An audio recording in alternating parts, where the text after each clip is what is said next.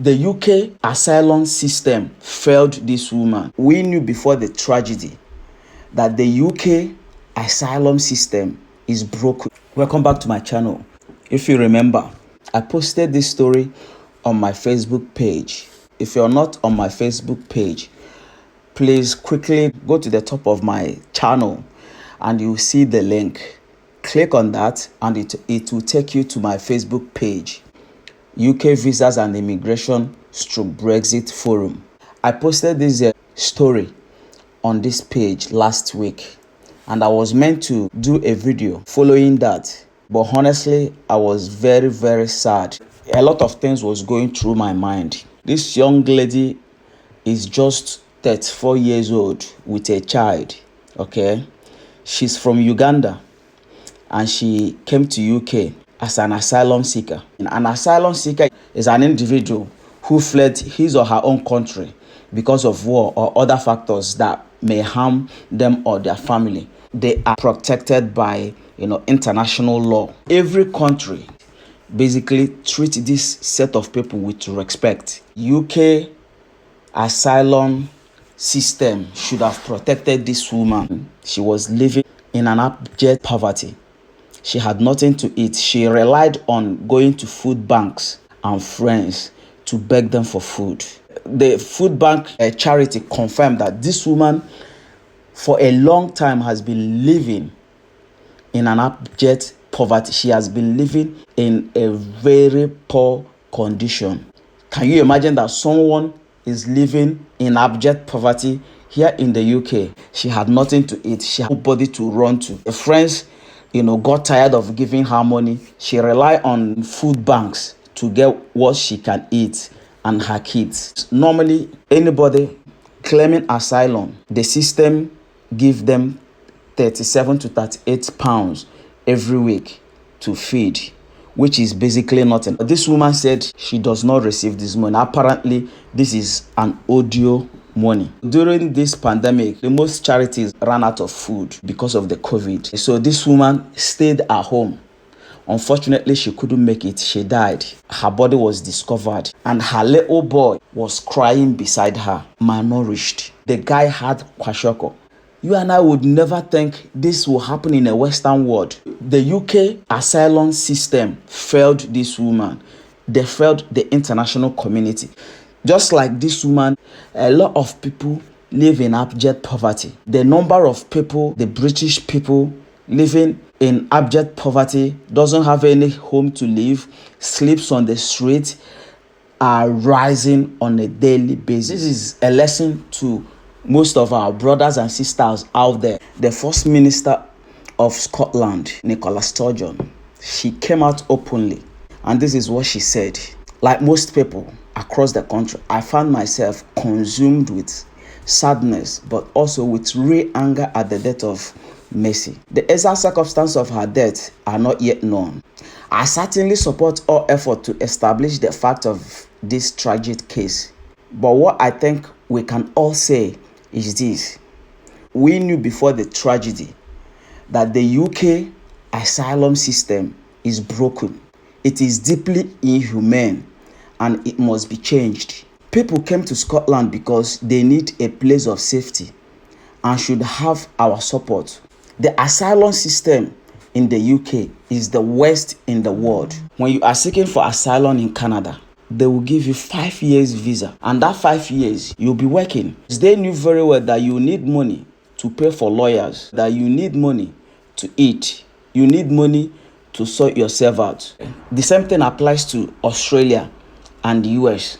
It is only in the UK that when you come to seek asylum, they will not give you any visa and you are not going to work. So when you are applying for asylum application in the UK, it's just like you playing a lottery. The application stands 60% chance of getting denied. If you think you are in a shithole country, just like people from the West would like us to believe, and basically you are a business owner. Are you into trading or you are into handwork? Maybe a mechanic, a fashion and designer, or marketing of anything.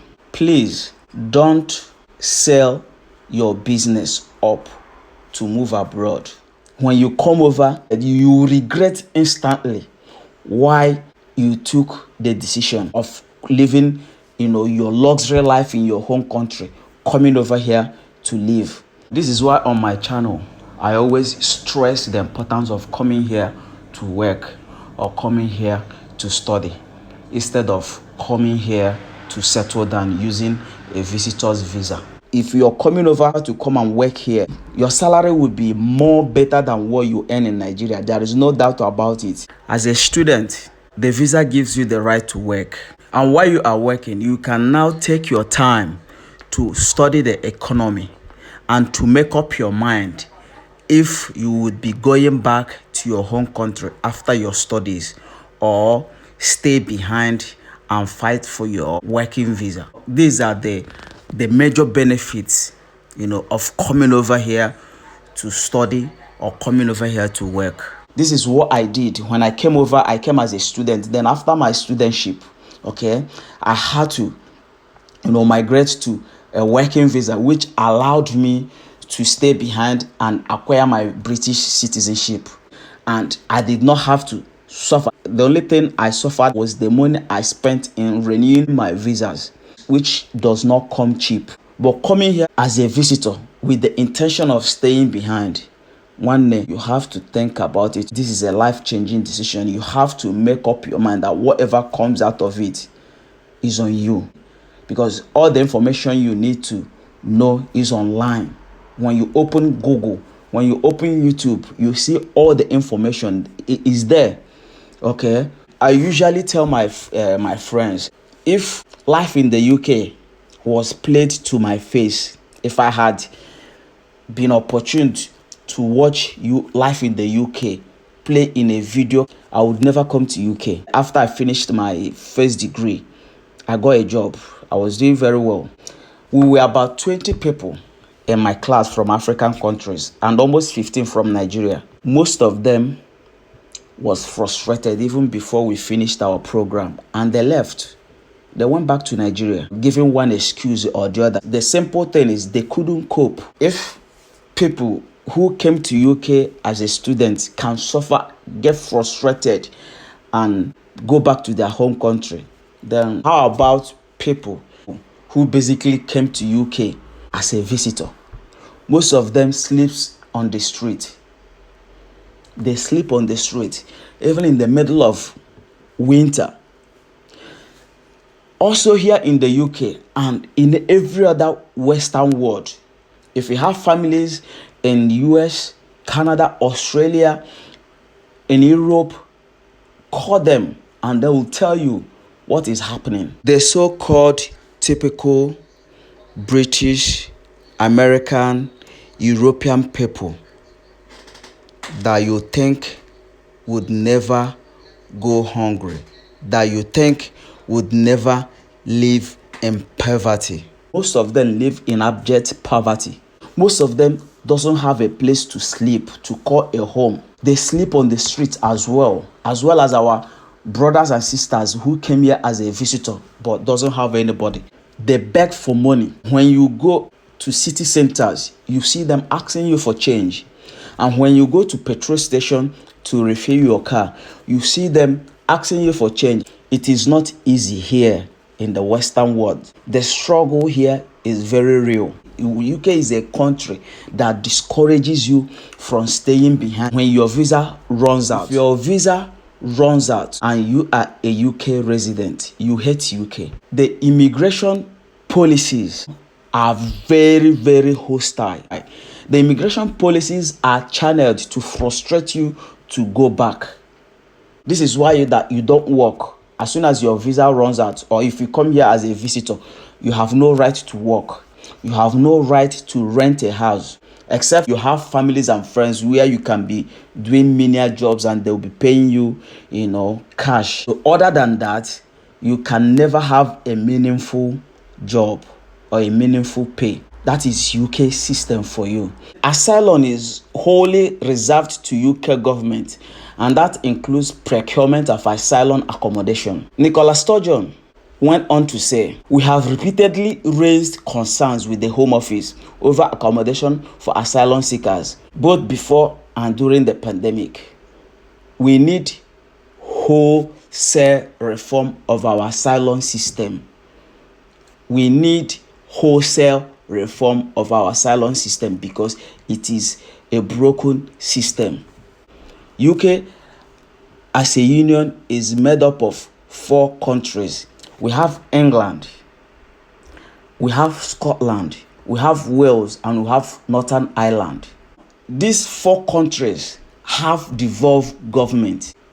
That means they are given some, independent right and power to legislate on matters that concerns them. When it comes to immigration in general, it is, handled by the central government, the Downing Street, the number 10 Downing Street. They are the one that make decisions about who comes in and who leaves UK. So it is not up to the devolved governments, okay? It is not up to them to make any decisions on immigrations and securities. My prayers goes to this family because this is very, very shameful. Okay, this is very, very shameful. A young girl, that should have been protected by international law died because of hunger. Who knows what was going through her mind during that period before she gave up the ghost?